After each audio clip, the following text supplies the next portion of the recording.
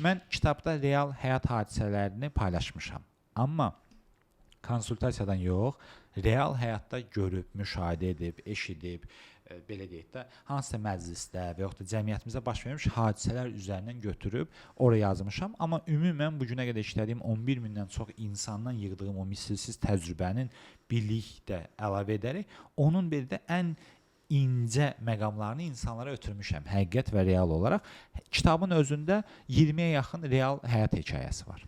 20-yə? Bəli, 20. Misal üçün, xına ilə bağlı, maliyyə problemlərlə bağlı, seksual məsələlərlə bağlı, orada misal bir kişinin hekayəsi var, real həyatdan götürmüşəm, amma konsultasiyadan deyil, qeyd edirəm. Bir kişinin hekayəsi var, o misal üçün tək qalmaqdan qorxurdu, bir qıza hə deyib və evlənib ondan və yoldaşı artıq onu sevir, deyir, səni sevirəm, bəs sən məni, deyir, yaxşı həyat yoldaşıyıq da.